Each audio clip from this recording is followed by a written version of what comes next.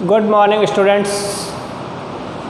2 दिन क्लास नहीं हो पाई केमिस्ट्री की, उसके लिए मैं क्षमा चाहता हूँ। एक्चुअली क्या है कि मेरी तबीयत ठीक नहीं थी। मैंने आप लोगों को किसी ने मुझे फ़ोन किया था, मेरी तबीयत भी ठीक नहीं थी। और दूसरा क्या है, अपने स्कूल के अंदर अभी फाइबर कनेक्शन ले रहे हैं, तो थोड़ा नेट प्रॉब्लम भी आ रही थी। इस वजह से अभी 2 दिन क्लासों को स्थगित किया गया। आज से आपके कंटिन्यू क्लासेस रहेगी कि 2-4 दिनों के अंदर अपने फाइबर्स लग जाएंगे, फिर कोई भी प्रॉब्लम्स नहीं आएगी। ठीक है बेटा, चलो अपन पढ़ते आगे। अपन ने ठोसों में दोष टॉपिक चल रहा था। ठोसों के दोष के टॉपिक के अंदर दोषों को 3 भागों में बांटा गया। बिंदु दोष को फिर से 3 भागों में बांटा गया था। स्टाइक्योमेट्रिक दोष, नॉन स्टाइक्योमेट्रिक दोष और अशुद्धता दोष। स्टाइक्योमेट्रिक दोष के अंदर फिर 4 भाग। आप जिसने नोट्स बनाए हैं उसको सब मालूम है, और जिसने नोट्स बना के मेरे को अभी तक फ़ोटो नहीं भेजी अपने रजिस्टर की, फिर मैं उसको परसों से फ़ोन करना शुरू करूँगा कि आप अपनी नोट्स बनाओ, अपनी फ़ोटो भेजो मेरे पास। कम से कम 15 बच्चों के मेरे पास फ़ोटो आ चुके हैं जिसने काम किया है प्रॉपरली। बाकी जो बच्चे काम नहीं कर रहे हैं वो रजिस्टर डालें और काम करें और फ़ोटो भेजें मेरे को मेरे व्हाट्सअप नंबर पे। व्हाट्सअप नंबर मेरे सबके पास है। मुझे फ़ोटो भेजे कि हाँ हमने यहाँ तक काम किया है, नहीं तो फिर आप पीछे रह गए, वो मेरी जवाबदारी नहीं होगी। क्लियर। अब देखते हैं धातु आदि के दोष के। हमने उसके अंदर बिंदु दोष के 4 प्रकार थे अपने। सबसे पहले vacancy defect, interstitial defect, short के डिफेक्ट और फ्रैंकल डिफेक्ट। समझ में आ गई बात? शॉर्ट के डिफेक्ट और फ्रैंकल डिफेक्ट ये अपन ने लास्ट वीडियो में पढ़ लिए थे। आज हम अपने वीडियो में क्या पढ़ेंगे? नॉन स्टाइक्योमेट्रिक दोष, अरस समीकरणमिति दोष। अब देखो नॉन स्टाइक्योमेट्रिक दोष को फिर से 2 भागों में बांटा जाता है, धातु आदि के दोष और धातु न्यूनता दोष। धातु आदि के दोष मेटल एक्सेस डिफेक्ट, धातु न्यूनता दोष metal deficiency defect. Metal access defect को फिर से 2 भागों में बांटेंगे, धनायन की वृद्धि इंक्रीज पॉजिटिव आयन, ऋणायन की कमी डिफिशियंट नेगेटिव आयन। इसी तरह से धातु न्यूनता दोष को भी फिर से 2 भागों में बांटेंगे, positive deficiency and negative efficiency या इंक्रीज। समझ में आ गई बात? बहुत अच्छा टॉपिक है, सिंपल टॉपिक है, सिर्फ इसमें डायग्राम का ही खेल है। सब आपको डायग्राम सबके बनाने आने चाहिए। अगर आप पहला डिफेक्ट में से कोई भी क्वेश्चन आए, आपने अगर डायग्राम सही बना दिया तो उसको देख के आप लैंग्वेज आराम से लिख सकते हो। इसलिए डायग्राम पे फोकस करना है आपको। क्लियर। अब देखो नॉन स्टाइक्योमेट्रिक डिफेक्ट के अंदर सबसे पहली बात है, नॉन स्टाइक्योमेट्रिक दोष होता क्या है? तो याद रखना, रासायनिक सूत्र में no change due to defect, मतलब ऐसा दोष जिससे रासायनिक सूत्र में क्या आ जाए? परिवर्तन आ जाए। रासायनिक सूत्र में परिवर्तन आ जाए। अपन ने याद होना चाहिए स्टाइक्योमेट्रिक दोष की परिभाषा क्या लिखी थी? वह दोष जिससे क्रिस्टल का रासायनिक सूत्र में कोई परिवर्तन नहीं आता उसे कहते हैं स्टाइक्योमेट्रिक दोष। और यदि रासायनिक सूत्र में परिवर्तन आ जाए तो उसको क्या कहते हैं? Non stoichiometric defect. समझ में आ गई बात? क्लियर। अब देखो आगे, सबसे पहला दोष हमारा क्या है? धातु या धनायन की वृद्धि। धनायन की वृद्धि का मतलब है जब किसी क्रिस्टल में, ध्यान से सुनना भी, जब किसी क्रिस्टल में धनायन की मात्रा बढ़ जाती है, जब किसी क्रिस्टल में, ध्यान से वीडियो को सुन लेना भी, लिख नहीं रहा हूँ इसलिए, जब किसी क्रिस्टल में धनायन की मात्रा बढ़ जाती है तो उत्पन्न दोष को धनायन की वृद्धि युक्त दोष कहते हैं। अब देखो डायग्राम में, अंतराकाशीय अवकाश में जब हमने एक धनायन को बढ़ा दिया तो क्रिस्टल में अशुद्धता या दोष उत्पन्न हो गया। इस दोष को बैलेंस करने के लिए या क्रिस्टल को विद्युत उदासीन बनाए रखने के लिए हम क्रिस्टल में अंतराकाशीय स्थान में एक इलेक्ट्रॉन को जोड़ देते हैं जिससे क्रिस्टल विद्युत उदासीन हो जाता है। आपको एग्जाम में इसका डायग्राम पूछा जाएगा इसलिए याद रहे डायग्राम ध्यान से बनाएं। नेक्स्ट है ऋणायन की कमी, मोस्ट इम्पॉर्टेंट टॉपिक है ये, मोस्ट इम्पॉर्टेंट टॉपिक। धनायन की कमी या डिफिशियंसी ऑफ एनायन। धनायन की कमी का डायग्राम भी देखो आपके बोर्ड पे बना हुआ है। डेफिनेशन क्या होगी, जब किसी क्रिस्टल से कोई ऋणायन विलुप्त हो जाता है, देखो डायग्राम पे ध्यान से, यहाँ से B माइनस विलुप्त हो गया, जैसे B माइनस यहाँ से विलुप्त होगा यहाँ पर खाली जगह बन जाएगी और इस खाली जगह में हम क्या लगाएंगे, एक इलेक्ट्रॉन लगा देंगे। क्या लगा देंगे, एक इलेक्ट्रॉन लगा देंगे, जिसके कारण से रंगीन आयन बनेंगे। ये जो खाली जगह है इसी को हम क्या कहते हैं, F केंद्र। क्या कहते हैं, F केंद्र।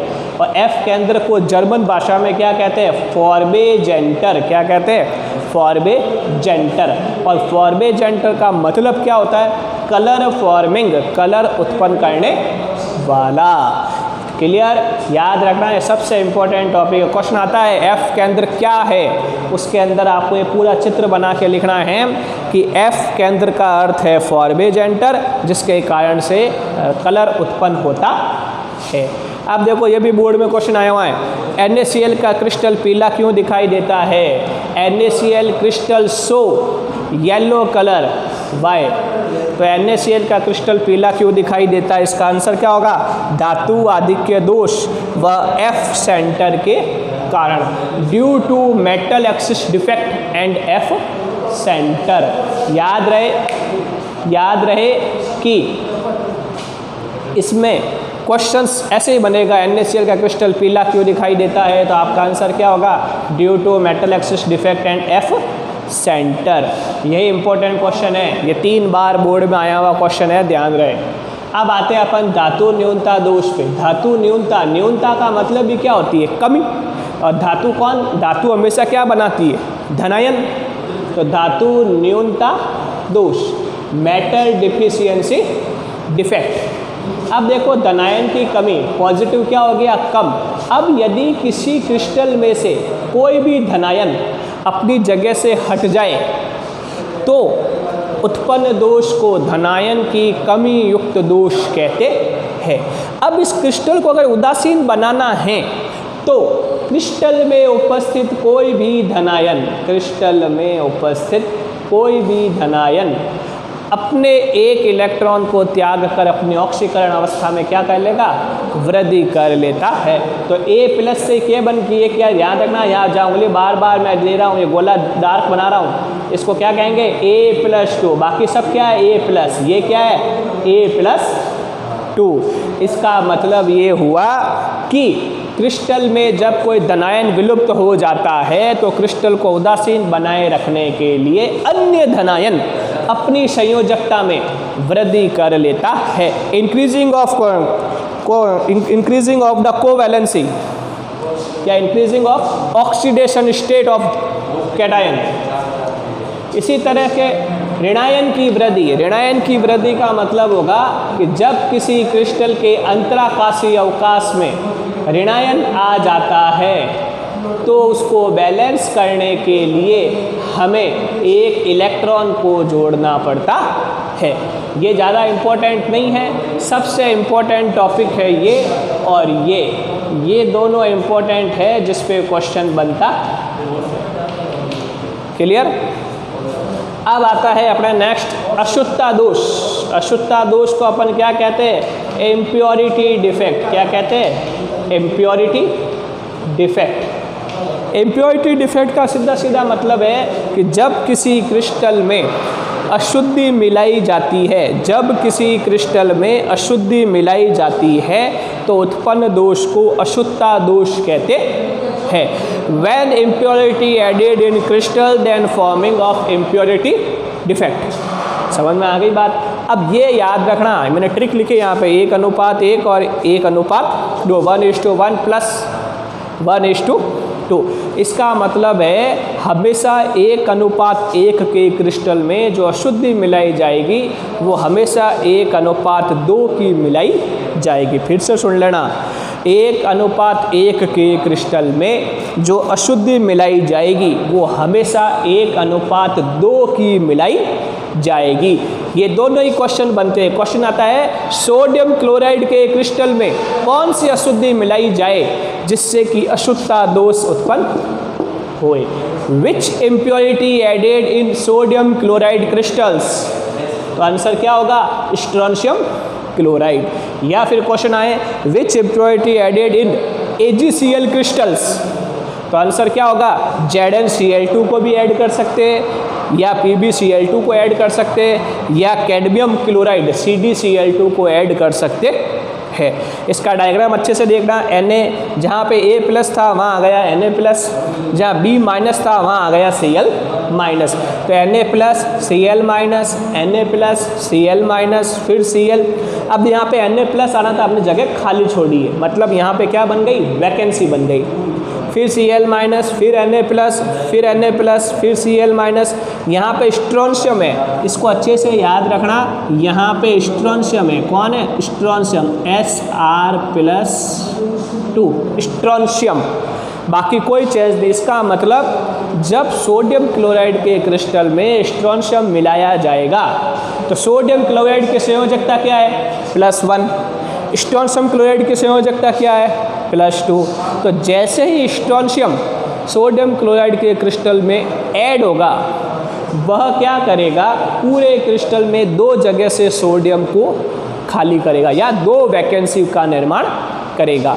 लेकिन खुद सोडियम एक वैकेंसी को क्या कर लेगा कवर्ड कर लेगा और एक वैकेंसी हमेशा क्या होगी बनेगी, जिसके कारण से घनत्व के मान में, जिसके कारण से घनत्व या डेंसिटी का मान क्या हो जाएगा कम हो जाता है। समझ में आ गई बात। आज की क्लास के अंदर हमने ठोसों में दोष कंप्लीट पढ़ लिए हैं। अब याद रखना कंप्लीट दिस टॉपिक